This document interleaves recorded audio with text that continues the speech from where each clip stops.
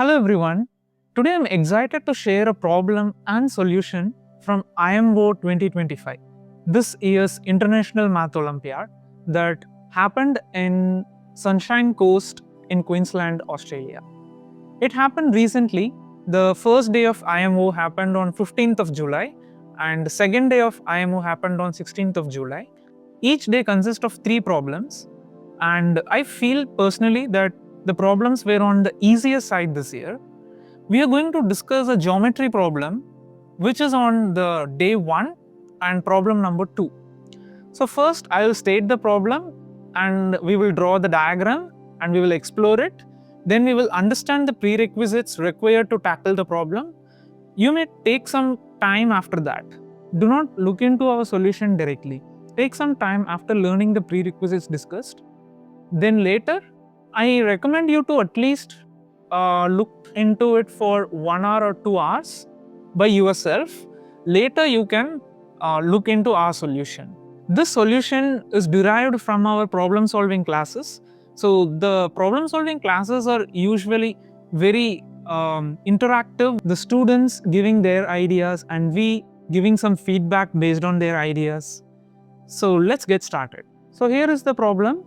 You have 2 circles, one smaller than the other, and you have the centers M and N, and you construct a line joining the centers to intersect at points C and D, and the 2 circles themselves intersect at 2 distinct points A and B. So let's take a look into the picture directly. So here's the picture, and capital Omega denotes the circle to the left, which is smaller in size.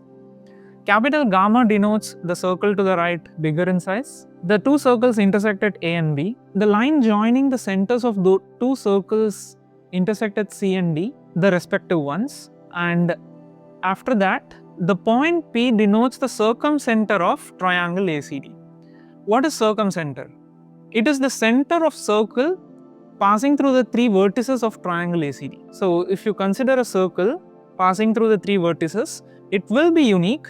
And the center of that unique circle is the circumcenter. In fact, it is the intersection of perpendicular bisectors of the 3 sides. They all concur at point P. And we extend AP to intersect the circles at E and F, omega T and gamma at F. These 2 are given in the question. Then we construct triangle BEF circumcircle. That is the circle passing through the 3 vertices, B, E and F. H is regarded as the orthocenter of triangle PMN. Orthocenter means the intersection of altitudes drawn from the vertices to the opposite sides. Altitudes are nothing but perpendiculars like this. So these are the construction. After this, they ask us to construct a line parallel to AP through H. Let's say L is the line parallel to AP through H. We are asked to prove that L is tangent to the circle BEF. Call the circle BEF as omega for simplicity. Then we have to prove L is tangential to the circumcircle of BEF or omega. So first and foremost, we have to understand some prerequisites before we attempt the problem. For example, the point of tangency here would be the midpoint of arc EF not containing B, and so on. So let's take a closer look into the prerequisites. First one, given a triangle ABC with H as its orthocenter, intersection of altitudes, O as its circumcenter, center of circle circumscribing the triangle. Then AO and AH are isogonal. That means those 2 lines make equal angle with the sides AB and AC, but in opposite order, but in opposite orientation. What does that mean? So suppose if H is here, over here, then this will be theta and alpha, let's say. Then the angle made by segment AO would be alpha and theta. So by measure they are the same, but the way in which they are inclined to the sides are just opposite. That's why they are called isogonal lines. We require this in our configuration. This is easy to realize. For example, if I consider AH, then theta is nothing but 90 minus B because AH extended would be the altitude.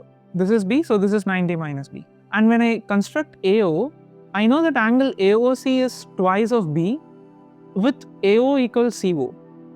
And this isosceles triangle imply the angle OAC equal 90 minus B. So you see that theta happens to be the angle on the other side of AH. So we see that the other angle will of course be alpha because total angle is the same. The second prerequisite that we should learn is that reflection of orthocenter about midpoint of a side is the antipodal point of vertex opposite to it.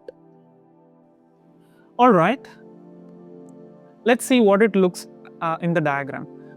Suppose I consider a circumcircle of a triangle ABC, call its orthocenter H, and let's consider the midpoint of BC as M. Then if you reflect H about M, reflect means take HM and construct the same length in the same direction. Turns out that it will lie on the circumcircle. Call the point as HA. First, it will lie on the circumcircle. Then, it is the antipodal point of A. This means it is the diametrically opposite point of A. That is, AHA forms a diameter of the circle. So, AHA passes through center of the circumcircle or circumcenter.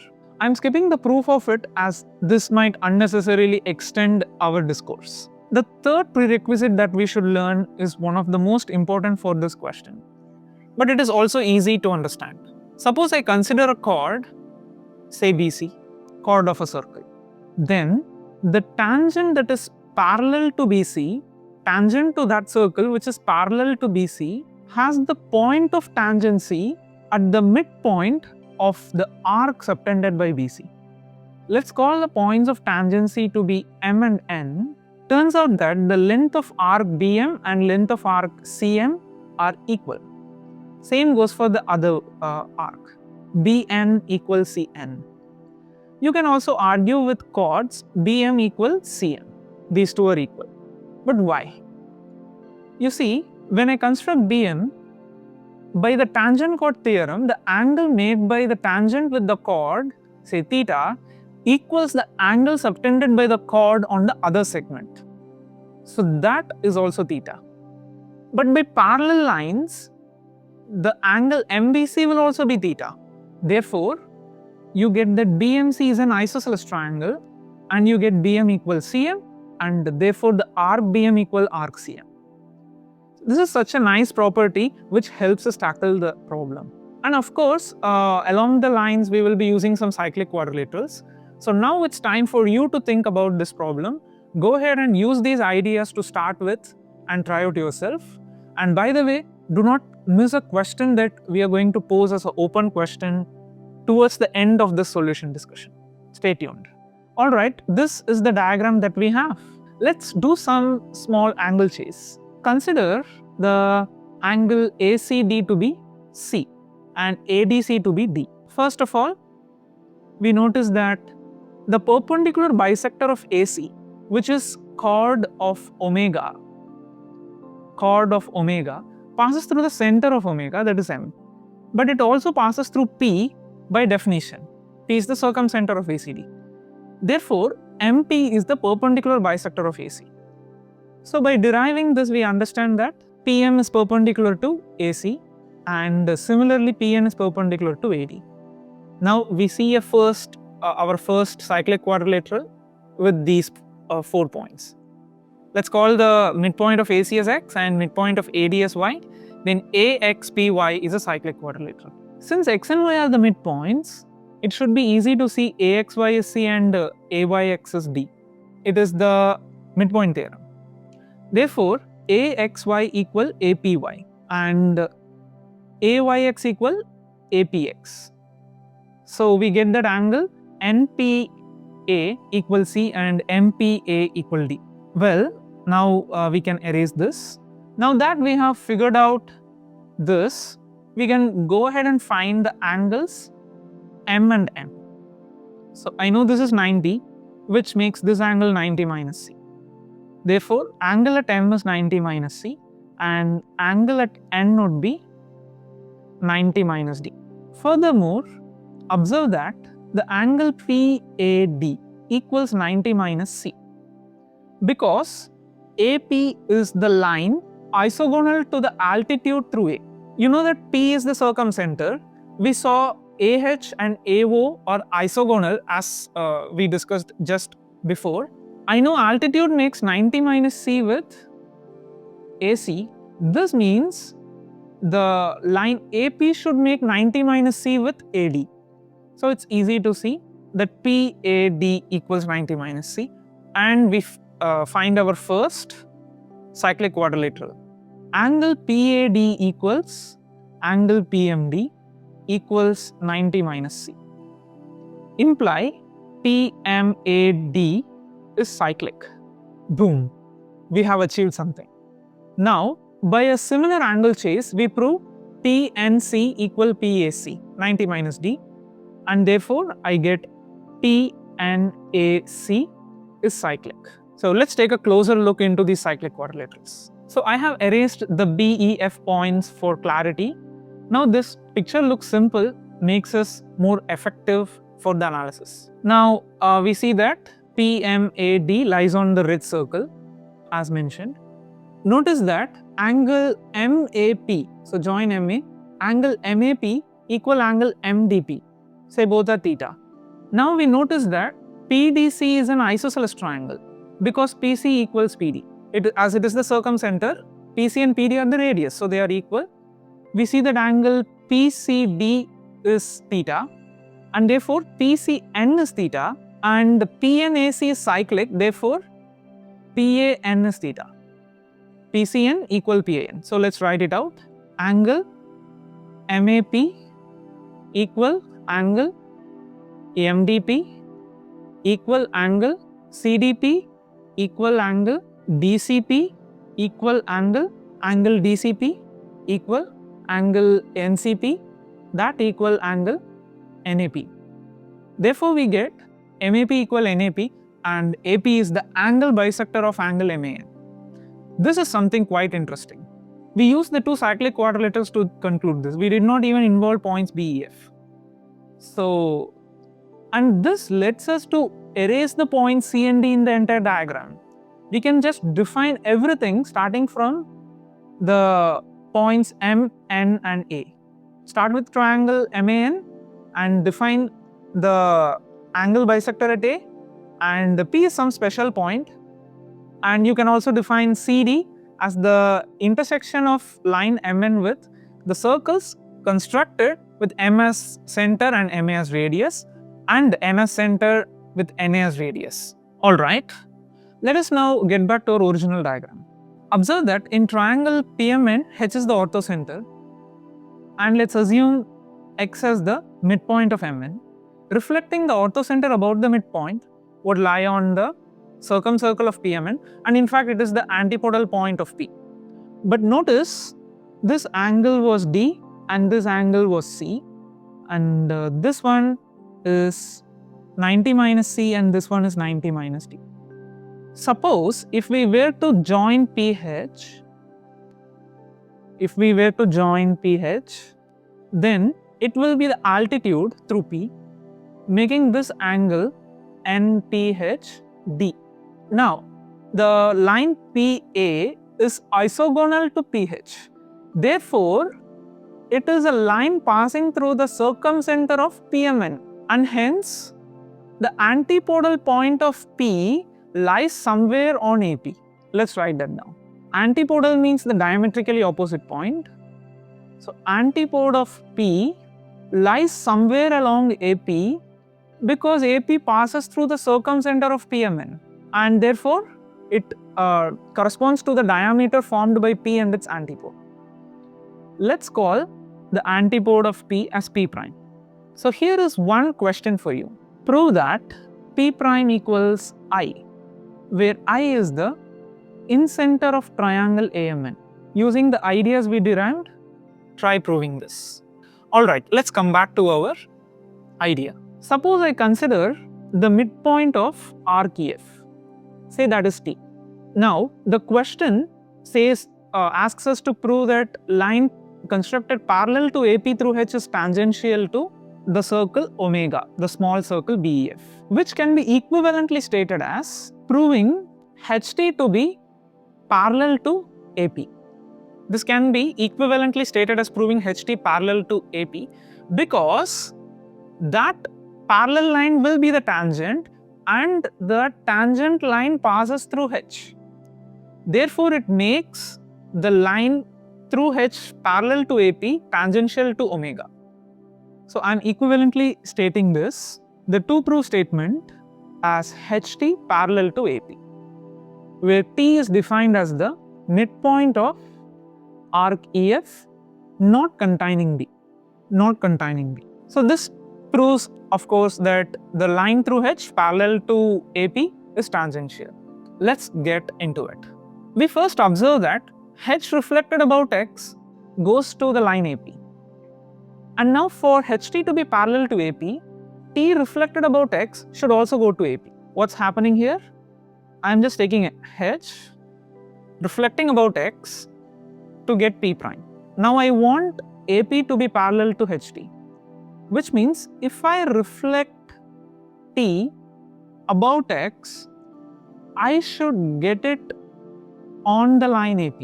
And in fact, we conjecture that it is the point A. You see, if you just try to reflect it visually, you can see it goes to A. So that's why you have to draw neat diagrams to make such conjectures.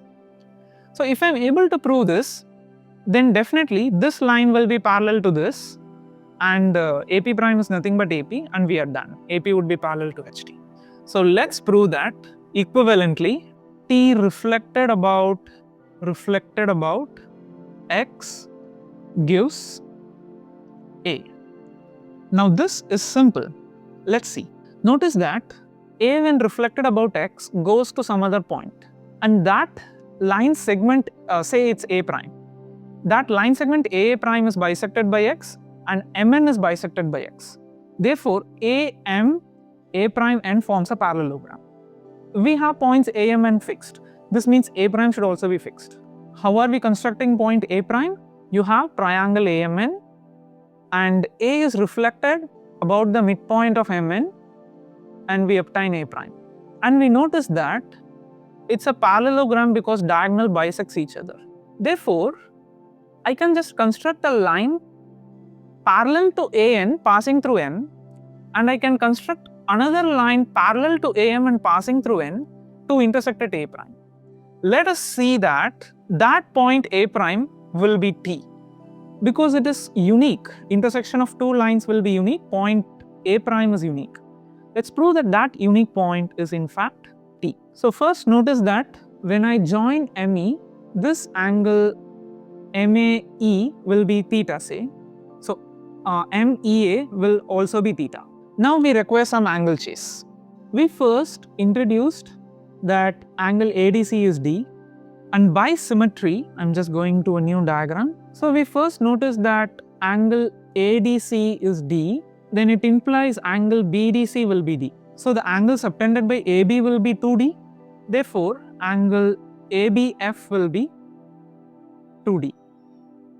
Also notice that ANM will be 2D because it is the angle subtended by this arc at the center and that subtends D at the circumference. So it subtends 2D at the center.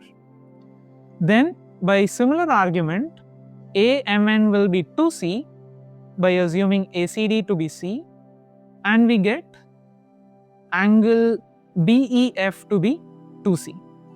Therefore, we observe that the triangle AMN is similar to triangle BEF. Therefore, we observe that angle MAN equal angle EBF. So that central angles are equal. So which means the total angle is bisected into two equal angles at the point T.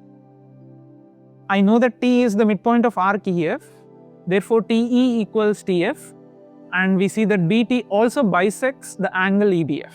Equal chords make equal angles, and therefore we get that angle FBT equal angle EBT. So let's now get to our original diagram. Since we got FBT equals EBT equals angle MAP equals angle NAP, it's now easy to chase some angles. Let's first prove that ME and T are collinear. Notice that if angle MAP is theta, then angle MEA will also be theta, because triangle AME is isosceles. Therefore, this angle, which is obtained after extension, will also be theta. And notice that TF subtends theta at the circumference. We just proved that angle FBT equals angle EBT equal MAP equal NAP. All of them are theta. Therefore, that line should intersect at the point T. And now we have angle ANM as 2D, and by simple angle chase, we get this total angle to be 2D plus 2C. Therefore, since 2C is already covered in this angle, we get this angle 2D. And we see that AN is parallel to MT. Similarly, by joining NF, we observe that it passes through the point T. And we also get AM is parallel to NT. Therefore, T is that unique point of intersection of those two parallel lines. So we conclude that T equals A prime, and hence we obtain the point A after reflecting T about X. This proves that HT is indeed parallel to AP. This proves the question. So please try to answer some of the questions which were not proved in this but are posed to you. For example, P prime is an incenter, and also P will be the excenter of triangle AMN. It will be the A excenter. Think about this. We will meet in next video to discuss more intriguing problems. Thank you. Bye.